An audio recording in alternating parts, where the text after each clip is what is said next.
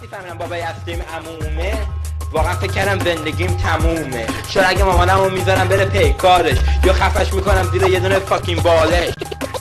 مسلمه علیرضا حال داری نصف شبیه فکر میکنم بازم شب راست.